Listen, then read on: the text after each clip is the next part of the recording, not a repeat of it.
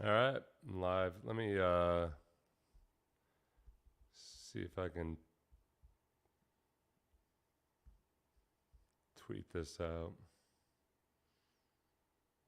All right, Lovie Smith. Ah, shoot. Okay. Lovie Smith fired. Not a huge surprise, but kind of a surprise that it happened this quickly. Just because the Texans have kind of dragged their feet on this before, and they haven't been known for their expediency. Streaming about the Lovie Smith firing now. There we go. All right, so Lovie Smith was fired apparently after they got home from Indianapolis. They were informed. Orlando Valerial says, Seth, this has to be Nick C's last coach he can hire. Yes, Orlando, this is a very important point to bring up, which is it's rare for a general manager to have a chance to even hire a third coach, sometimes not even a second coach. I think the important thing to remember, and I'm not like trying to overly stick up for Nick here or anything, but it was a very bizarre situation these last 2 years because of the Deshaun Watson situation. Now, that doesn't excuse how people responded to the Deshaun Watson situation. Specifically, the two big things that happened where Caserio had to make some atypical hires, but the David Culley hire was, I think, a stopgap scenario before anybody knew about the sexual assault allegations, remember? So David Culley hire was made as Deshaun wanted to be traded, and who knows exactly what Caserio thought was going to happen at that point, but it felt very much like an atypical hire for the purposes of either doing some kind of a reset or to assuage Deshaun Watson. I have no idea. That was a weird one, but at the end of a year, it was very clear and obvious that he wasn't cut out to be a head coach. And that's where the difference is between David Culley and Lovie Smith. David Culley just was simply not cut out to be a head coach. Lovie Smith is very clearly, he's an NFL head coach. He looks, walks, talks, sounds, behaves like an NFL head coach. And I don't think it was the possible embarrassment that, despite losing or despite not winning as many games as David Culley, it felt in many respects like a more respectable franchise under Lovie Smith. But it was also a hire that was made under duress, but again, because Josh McCown was the main candidate that was pushed along by Jack Easterby, who both Cal McNair and Nick Caserio had too much faith in and gave too much power to and too much of a voice, which was a weird dysfunctional scenario. So the Lovie Smith hire was made after he hadn't even been a candidate, because there was the Brian Flores lawsuit. There was the recognition by some people in the organization who had kind of been trying to talk some sense to people that this Josh McCown thing probably wasn't going to fly. And I think, honestly, if Josh McCown had got hired, that might have been the end of Nick Caserio right now. I do think that this will be the last hire that Nick Caserio makes. This is either going to work or it's not. And I say that making certain excuses for the first two hires, but right now, with 4 years left on his contract, he's got an opportunity to go out and hire somebody. In my mind, and I'm not somebody that usually says that you have to hire an offensive-minded coach if you're going to have a rookie quarterback, but I sure feel like that now. I've had my share of David Culley, who really just wasn't a head coach, and Lovie Smith, who had a lot of those hallmark traits of a defensive coach, where you just got the sense that I don't know if this is the guy moving forward. I don't know if this is going to be the guy, just like it was in Chicago, to cultivate a young quarterback. The one thought I did have, and I don't think this is a reason that you would necessarily hire one of these guys, but I do think that given the white hot heat there is from the fan base in wanting a quarterback, and understandably so, if you were to hire, you'd have to if you were to trade for Sean Payton, or if you were to hire Jim Harbaugh, I think people would trust those guys.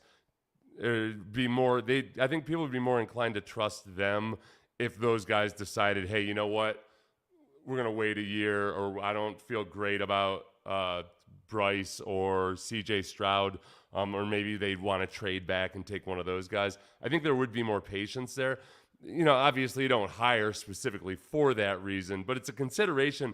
And I think it's also something that I'm almost saying it just because if the Texans decide to go that route, I want to be sure that those coaches know that, they're not going to be walking into some landmine where if they don't draft Bryce Young, that there's going to be a mass uprising or something. I'm open to all those scenarios. Chigozie Uzo, I apologize if I'm not pronouncing your name properly. Says, I hate that the Texans let Lovie mess up their pick just for him to get fired 6 hours later. I know. This is not likely going to be the same scenario, or the probability would be that it's not going to be as bad as when the Jets screwed it up and could have had Trevor Lawrence, but then ended up taking Zach Wilson. These guys are not graded as high as Trevor Lawrence. Not that that means everything. You know how the draft goes. Pat Mahomes wasn't graded as high as Mitch Trubisky. Deshaun Watson wasn't graded as high as Mitch Trubisky. Although Deshaun Watson in Cleveland has been looking a little Trubisky-ish. But that's a whole other topic. I think that you got to let these guys coach. Yeah, if you had fired Lovie 2 weeks ago, would there have been an interim coach bump? I don't know. Let's see. Siloth says, are people overreacting to the Texans getting the second pick overall? That's what time will tell. It's sometimes the second quarterback taken or the third quarterback taken is ultimately the best choice. Josh Allen was taken after Baker Mayfield and Sam Darnold, but Ryan Leaf was also taken after Peyton Manning. It's a big crapshoot these days. Steve Irwin says, hi, Seth, just a hypothetical. What if instead of completing the pass to Jordan Akins for the 2-point and the win, Davis Mills just took a knee or allowed himself to be sacked, all for the first pick? So what if he Brett Favre'd it for the first pick, which would be the pick that would most likely go towards replacing Davis Mills? I don't know, man. Steve, I don't think that would be a good choice for Davis Mills either for self-promotional purposes or anything. Maybe he'd be like a folk hero in Texans lore somewhere down the road. As far as players themselves, I was surprised. I saw people saying that it looked like the Colts themselves were tanking to try to sabotage the Texans somehow, which would make sense if they just didn't want the Texans to get the pick they wanted. You got to understand, when you're watching these two teams play, they can do ineptitude without any extra motivation. The reason that both these teams are where they are is that they made plays like that all season long. I think it's kind of crazy that it all came down to the end. I'm happy for. You know what I feel bad about? I feel bad that Jordan Akins had a hell of a game today. And I don't know. This might be the first anybody has even mentioned it because everybody's all wrapped up in the other stuff. I was on the team in 2005 when you guys all wanted us to lose so we could draft Reggie Bush, okay? And we did that for you.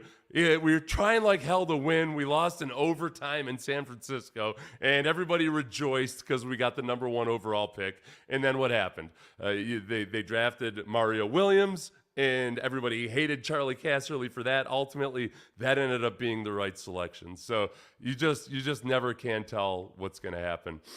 Cody Baker says, Seth, would you be on board with Mike Kafka as head coach to pair with Young or Stroud, or do you prefer a defensive coach? I'm not usually a guy that says, hey, you got to go with an offensive coach, but given the lay of the land and the way it works now is that the offensive coaches get snapped up so quickly that it feels like if you get yourself a good young coordinator, he's going to be gone, and then you got to find yourself another new young coordinator. So I'd be the first to say that, hey, you know, there's Bill Belichick, there's Tomlin. Right now, I mean, up until 7 weeks ago, I would have said there's Mike Vrabel. But look at Mike Vrabel after they lost Arthur Smith and A.J. Brown and all of that. You know, it's if they can find the right offensive guy, I'd like to go with that. Kafka is intriguing, as are another few guys. I'm surprised by myself too that I'm actually pretty intrigued by Harbaugh and Payton, and those guys don't seem like the typical retreads to me. Harbaugh's wacky as hell. Payton's Sean Payton. You know, Sean Payton, I feel like you know what you're going to get. Jim Harbaugh, there's always the risk that you're going to be sick of him after 3 or 4 years, but I'm willing to take that risk. Do you think Demeco Ryans will be considered? And again, that's a question of preference over an offensive or a defensive coach. This is one thing I really like about Demeco, other than Demeco and what I know of him personally, because I played with Demeco. I was in my last year in the NFL when Demeco Ryans was a rookie. And the story I always tell is, like, that was the first rookie in my career that I'd ever felt like I should call him sir, because he was just so freakishly mature. But he's just always dialed in a very intelligent football player. And he's done well with the 49ers. I know some people will discount that because the 49ers are so stacked talent-wise. That's fine, I suppose. He's had opportunities. He stopped taking interviews last year because I think a combination of he didn't quite like the opportunities he was getting, and I think he wanted some more seasoning. The thing about Demeco is he has spent much of his career, both as a player and now as a coach, in that Kubiak-Shanahan system, watching it, practicing against it, talking to coaches. And I think that if you talk about retaining offensive coordinators or being able to select them, I think that in some ways might be more valuable than some guys who perhaps come from other systems, just because I am a big believer in that system if it's run properly and tweaked and, you know, modified to your talent, that it just gets the most out of players, and you end up being able to manage the salary cap better. I know the Rams have just thrown caution to the wind with all of that, but it worked out for them. Let's see. Steve says, I saw Demeco being quoted as saying he had no interest in the head. What? When, Steve Irwin? You send that to me. Damn it. I hadn't seen that yet, but I've been missing things lately. James says, I think who the Texans hire at OC and DC is much more important than who the head coach is. More man coverage for Sting. FFS, yes.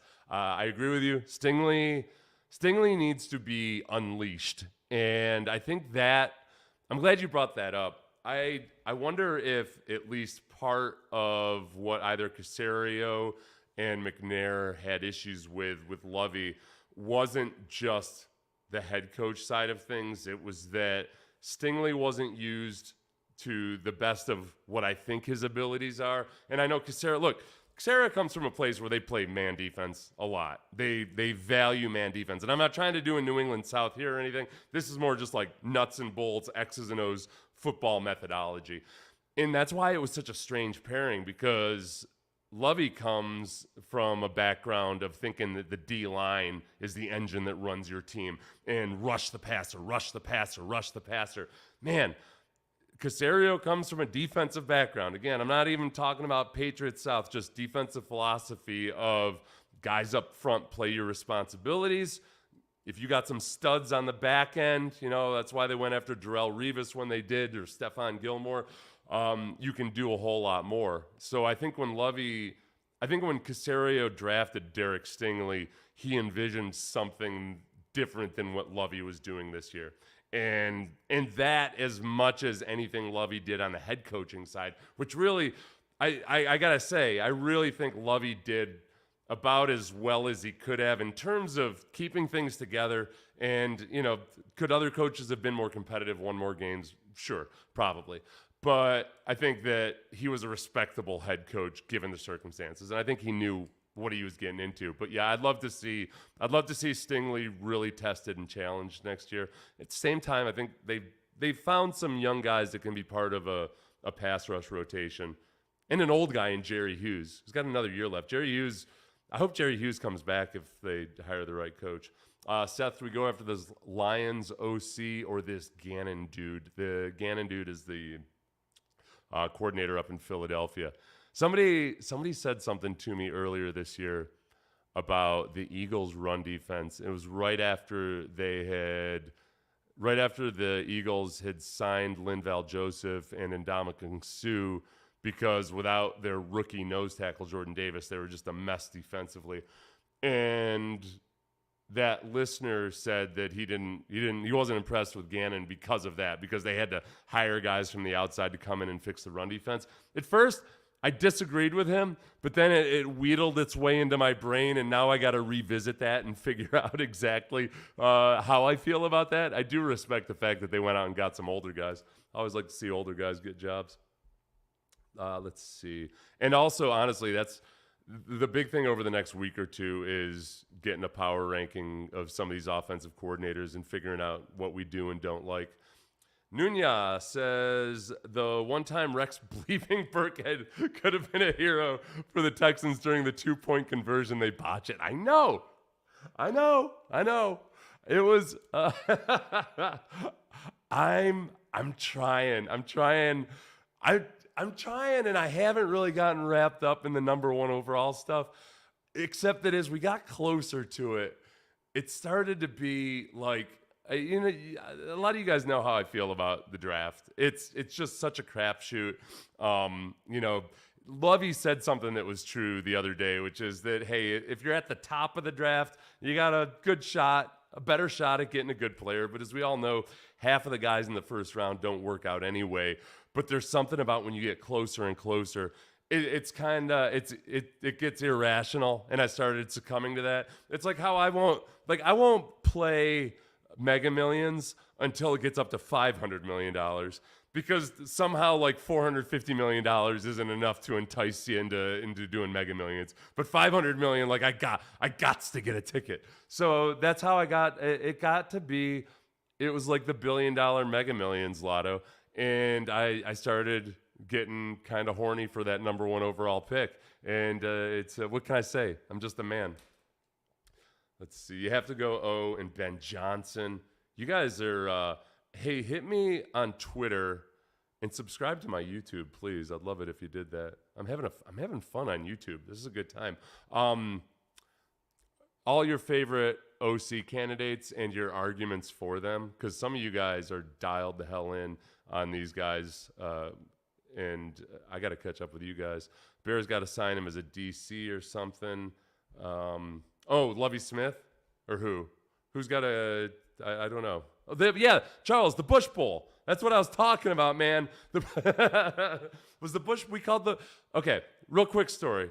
Some of you have heard this before. 2005, we would end up going 2-14. Everybody wanted us to tank for Reggie Bush. And just as it is these days, there were all kinds of conspiracy theories because we had a bunch of weird and wacky games that year that somehow we were actually trying to tank, like actually trying to lose on the field. The weirdest one was when we were playing the Titans.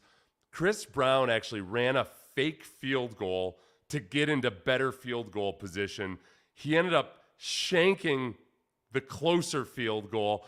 And because he shanked it so badly, people accused him of missing it on purpose to get Reggie Bush. So when we came into the facility on Monday, somebody had gotten a blow-up doll and put a Reggie Bush jersey on it and put it in Chris Brown's locker. So that was kind of the height or the depth of tanking for Reggie Bush. That was a weird year. But the players, as far as I know, have never subscribed to that.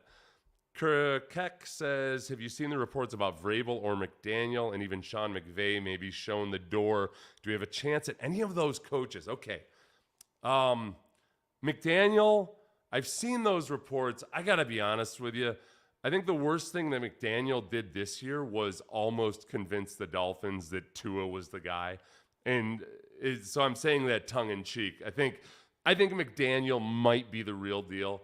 He's so quirky that it's hard to picture him quite being that guy. I feel like his shtick would not survive genuine adversity all that well. I think guys are willing to buy into it as long as things are going well. But I think they need a different quarterback. Now, having said that, that's how I feel. You know, Stephen Ross or anybody else there might feel differently than that. I would love a crack at Mike McDaniel, despite his quirkiness. I like quirky with like my Hollywood actors, singers, various internet personalities. Coaches, I'd like them a little bit more psychotic, than quirky. But McDaniel might be the guy. Sean McVay seems like he might just be burnt out. So, you know, when Andy Reid left Philadelphia, I felt the same way. And you remember Andy Reid had the tragedy with his son. And I felt like Andy Reid just needed a year or two off. So I was dead wrong on that. But he also was coming off a year in Philadelphia where it looked like he had checked out. He'd made his buddy the O-line coach. His O-line coach buddy, he made the defensive coordinator. There was all kinds of weirdness. And I thought it was the worst thing in the world for Andy Reid to go to Kansas City. And I was very, very, very wrong about that. I wonder with Sean McVay, who's never seemed to really get all that stressed about everything, I wonder if maybe he saw the writing on the wall this past offseason and thought that maybe the Rams had reached their expiration date. I also think that, I don't know, he's been with Les Snead, the GM there, for a while, and maybe they might get along and yet have professional differences of opinion or something. I don't know. They've had this aggressive strategy of trading away all their high draft picks for a long time now, and it might just be that part of him planned on getting out all along. But he does seem like the guy that he seems like a guy who genuinely wants to try out the media and see what it's like. So if the Texans get McVay, I think it would be a little on further down the line. Vrabel's a really interesting one because I've been floating Vrabel as a potential getting fired guy for about a week now.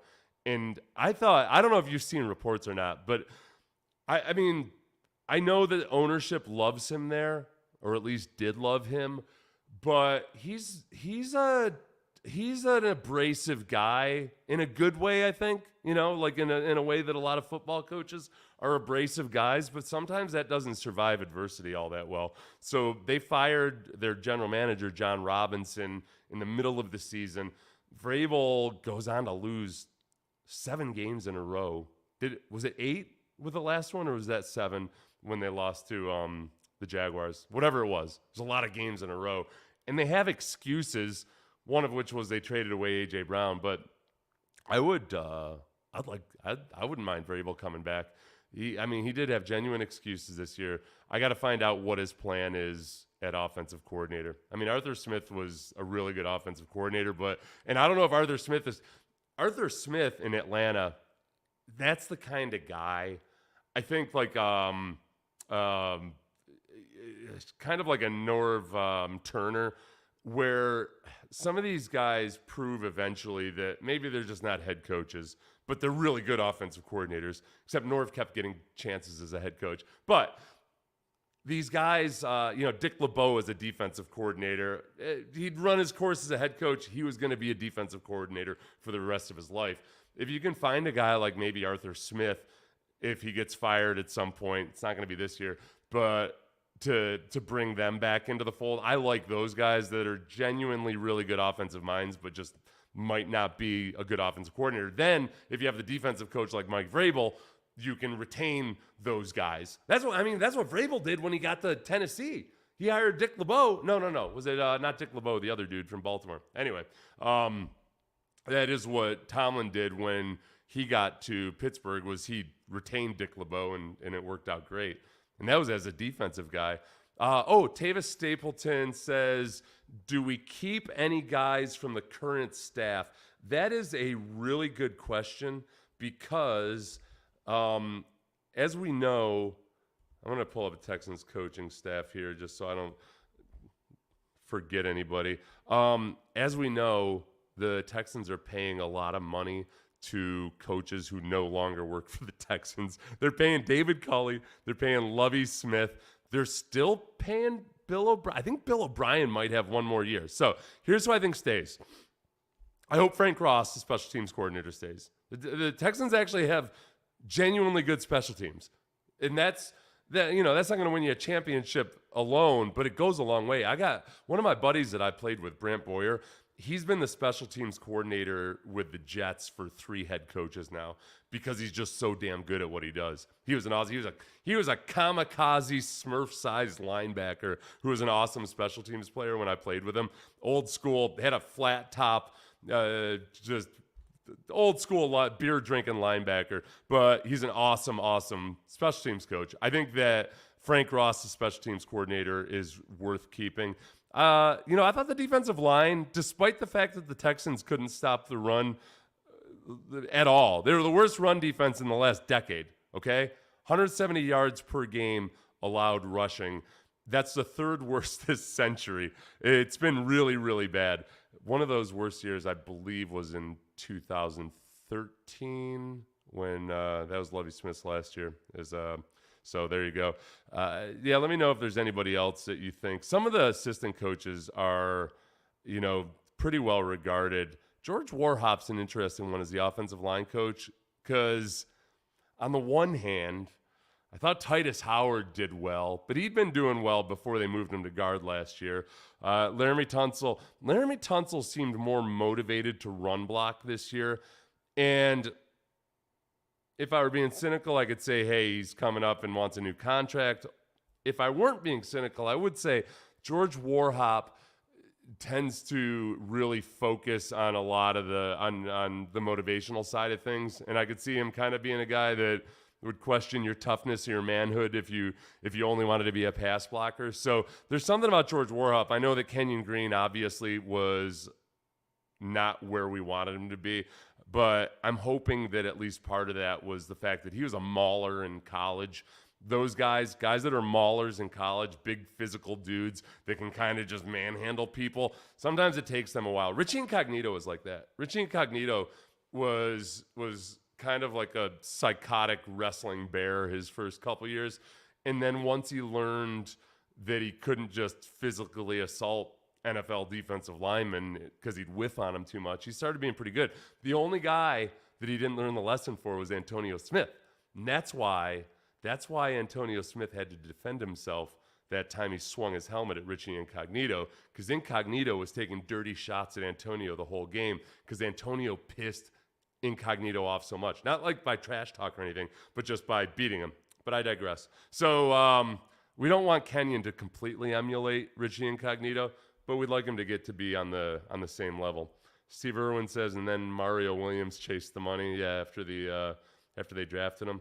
My God, we've got a lot of comments here. I'll try to catch up to where we are. Okay, so the other Chip says this. Sometimes divorce is a good thing. Oh, jeez. Lovie Smith on Lovie Smith. So for those of you who aren't aware, Lovie Smith had a saying that he would use mostly when it seemed like the team said goodbye to players where there might have been something more going on behind the scenes. And maybe there was a little bit of friction somehow. He would say sometimes divorce is a good thing. And yes, unfortunately, is this divorce? It feels almost like an annulment.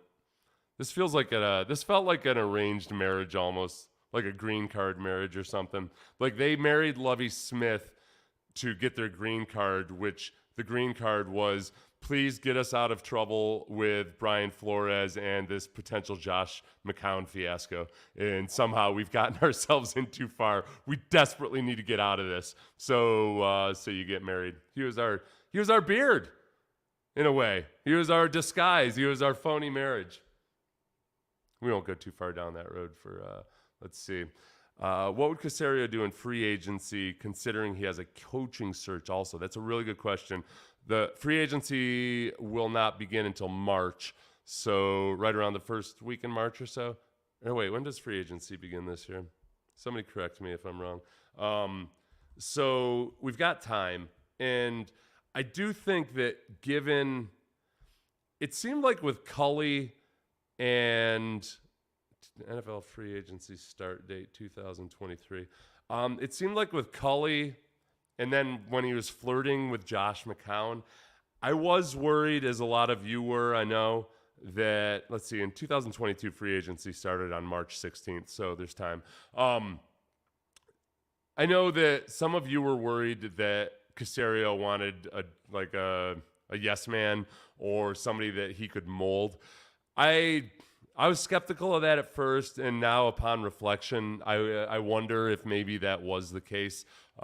If they had hired Brian Flores, he had a relationship with him. I think that would have been more an equal footing thing, but we all know that there were complications there and extenuating circumstances, so who knows exactly why all that was initiated. So I think that he's going to hire a coach who probably shares a similar philosophy to him. And then some of the positions, as far as getting a jump start on scouting, defensive line, linebackers, there's nuances to what you need. I think the guys that are genuine big-time impact players these days in the NFL are wide receivers, defensive ends, or edge rushers, I should say, cornerbacks, and then obviously quarterbacks. So they can get on the same page pretty quickly with those guys. James Siegel says, I think the Texans will at least interview Demeco Ryans, if nothing else. Yeah, I think so. Will they at least interview Demeco? Because as far as we knew, they didn't make an effort at it last year. I don't know. That's a really good question. Will they try to interview Demeco Ryans? Let's see. Jared Bryce, how realistic do you think the chances are of us getting Sean Payton? I heard he knows something about coaching smaller QBs. Yeah. So Bryce Young is a small quarterback. I got to be honest with you, at least part of losing the number one pick overall, I breathed a little bit of a sigh of relief because I'm nervous about Bryce Young's size, and it's not his height. I don't care about his height. I'm nervous about the combination of his height and his body weight.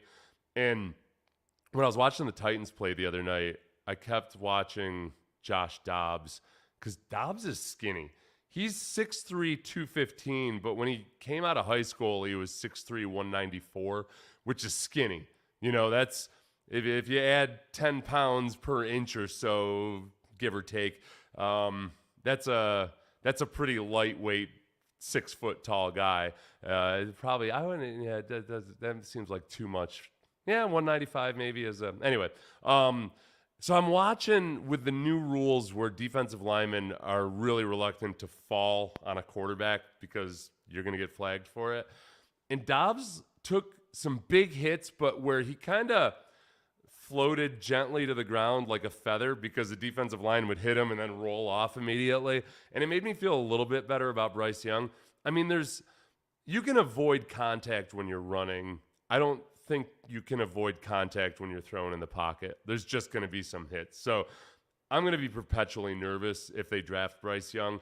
If the decision's taken out of our hands, I'm not going to lie. I'm maybe being a little cowardly about it, but it makes me feel a little bit better about it. Now, the Bears are very unlikely to draft the quarterback.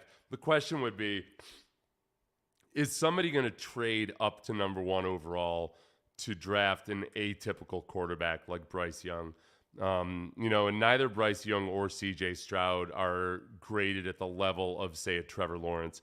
So it's rare for people to trade up to number one overall. And yet, Mitch Trubisky was traded up as a high draft pick. The number one overall pick, it's a little dicey because I think part of it's a psychological thing. When you take number one overall, you've kind of got a target on your back. And the people that are up there always feel like it's worth more than the people down below, I think it's worth, because they're kind of putting their neck out on the line if they trade up for number 1. So I'm not, I don't know. Let's see. Charles says just a special teams coach for just keeping on. El Mario says bring in Louis Riddick. Okay. I have a hard time projecting what any of the guys who aren't personnel guys. Now, Louis Riddick was a personnel guy, but I got to think at this point, he's been in media longer than he was in personnel. John Lynch, I was the same way. And I think the common thread between those two is that they both have studied it a lot. John Lynch talked to John Elway a lot because they got that Stanford connection. And he really looked into it as he was a broadcaster, and I think used all of the time and FaceTime he had with league people. As a broadcaster, you get to interview those coaches every week. You get to talk to executives at different organizations.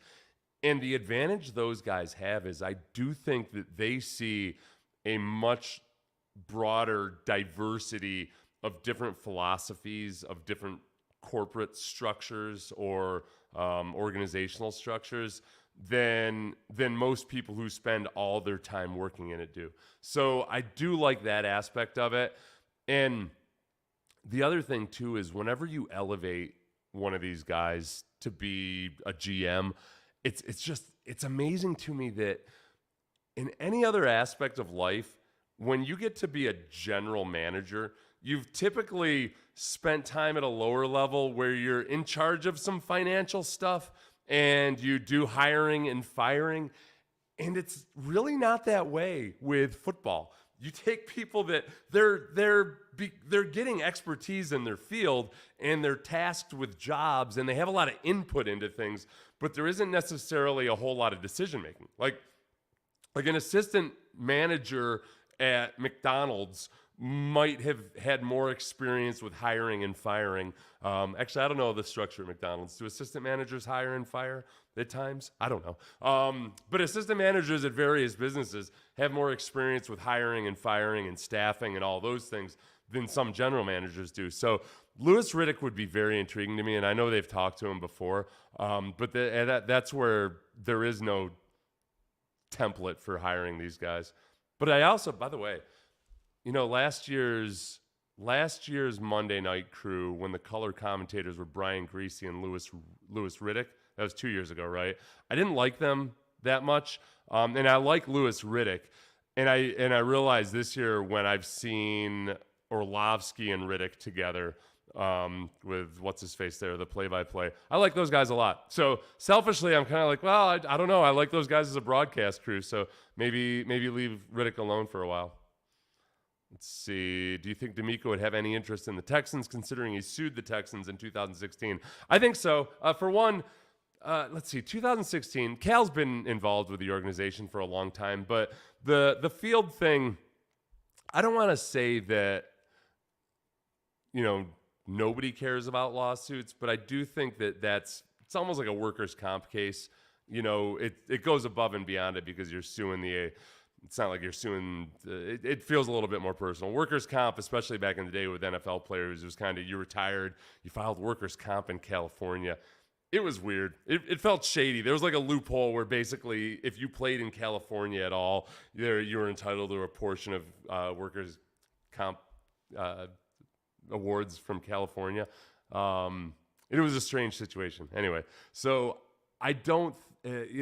Oh, yeah, but the reason I would tell you that is, Bruce Matthews, while he was coaching for the Titans, also had a workers' comp suit against them. It was the standard, hey, he had retired and he was getting the workers' comp money that was kind of standard, but you had to sue him to do it. So it's not foreign in the NFL for that to happen, and I don't think, I've heard other people, intelligent people, think otherwise. My personal gut feeling is that it might not be that big a deal. I'll say honestly, like I've had my run-ins with the McNair family in terms of just being a sports media guy that's been aggressively critical at times.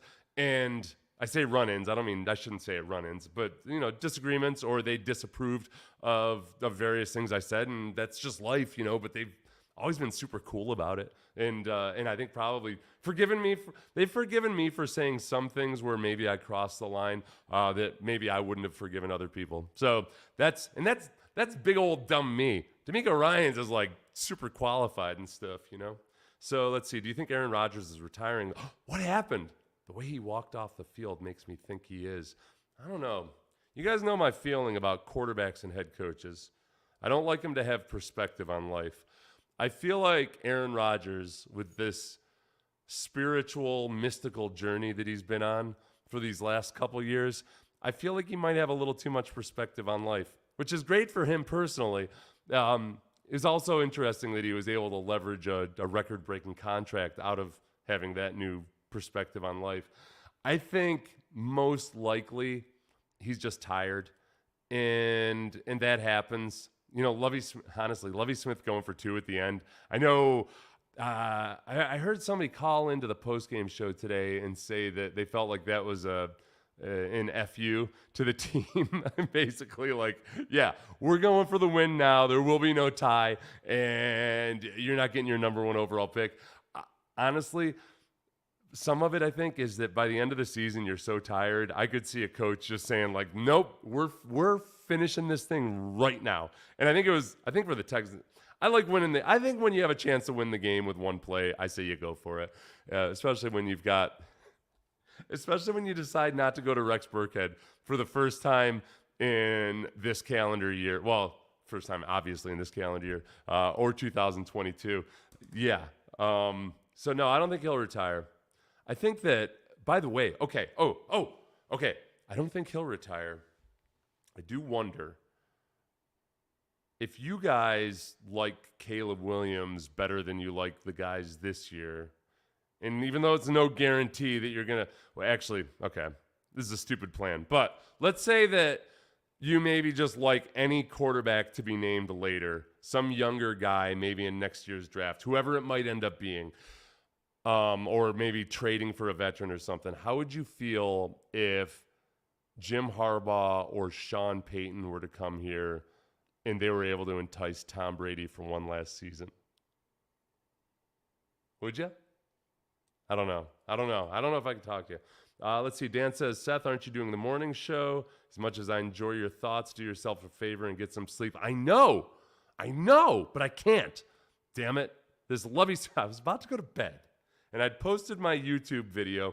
I've been doing a watch video. I watch the highlights of the game and comment on some of the plays. So if you guys subscribe to the channel and check those out, it's a good time. It's a lot of fun. And I enjoy doing it. I'm shocked at how many of you watch the entire thing all the way through because I get bored of myself after 10 minutes, but you guys watch the whole 20 minutes. So I do that after games. I'll be doing them during the playoffs.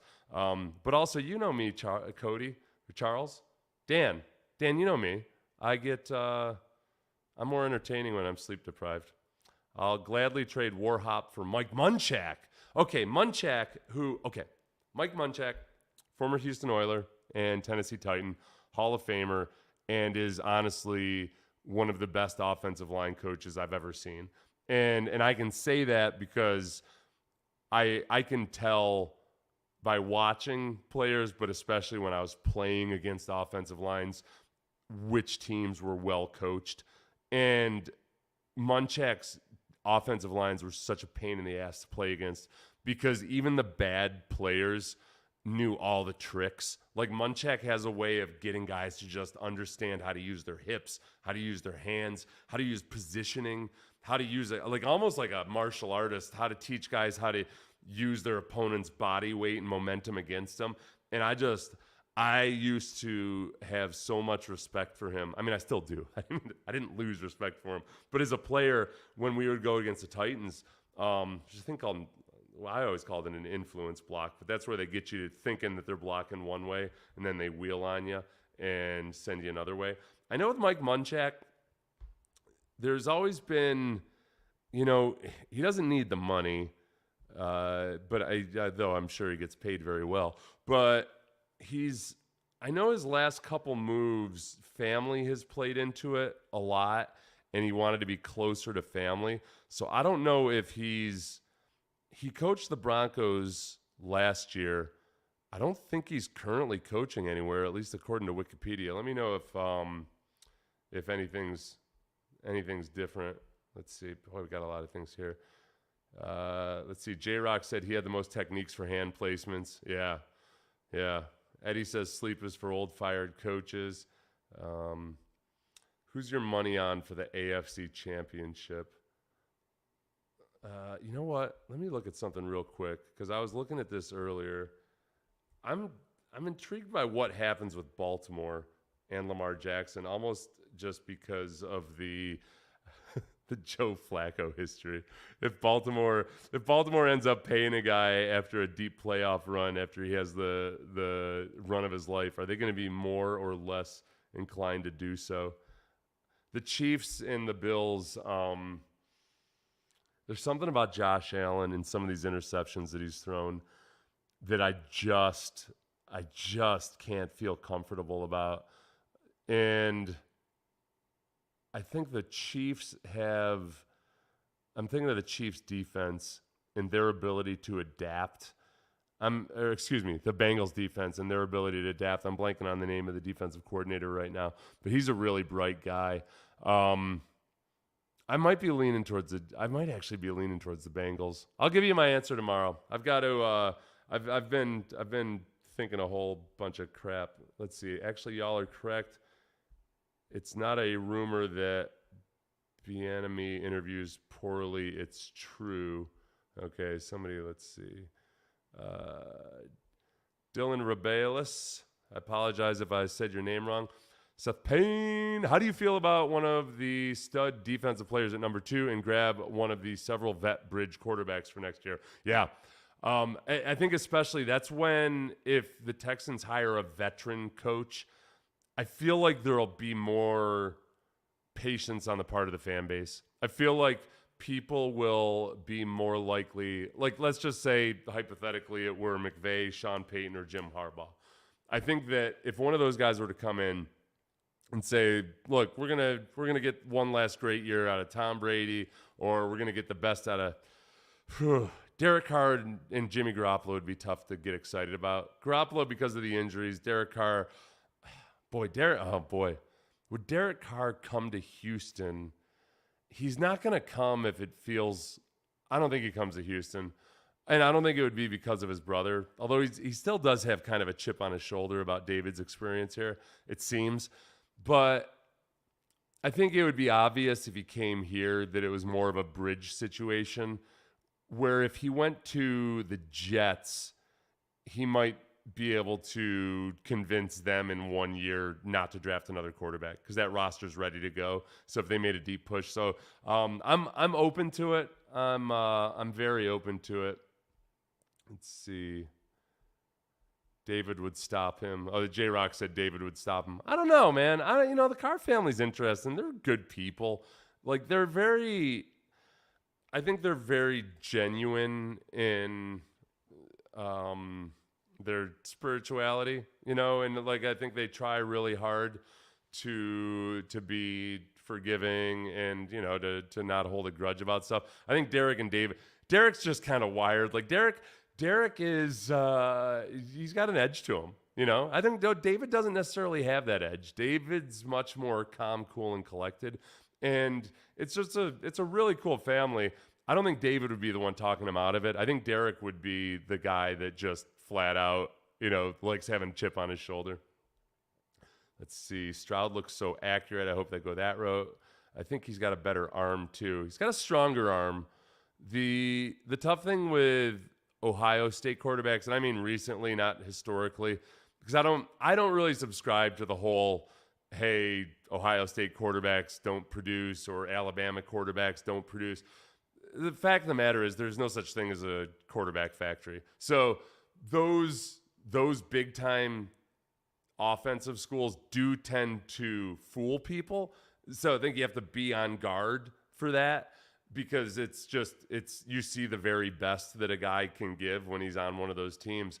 But I don't think that it's it doesn't make any rational or logical sense that there's some kind of barrier against those guys from those schools ever doing well, unless maybe there's something to, having to improvise and scrap and kind of as you're learning, if you're playing at San Diego or someplace like that you have to learn how to make do with lesser receivers against better competition. So maybe there is something to that, but I just don't think it's was Joe Montana not seeing good enough competition when he was at Notre Dame? He did all right. Let's see.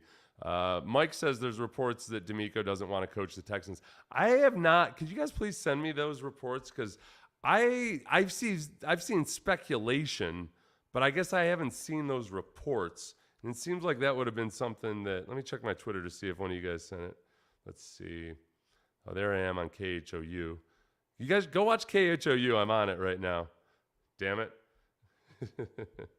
Let's see. Doesn't sound okay. Give me Miko, give me death. Doesn't sound like he's coming. Yeah, I don't know. All right, I think I've got to get up in. Oh, geez.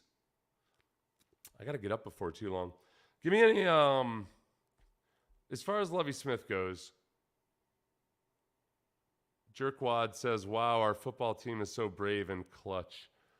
I don't know if that's in reaction to something I just said or just the whole scenario here.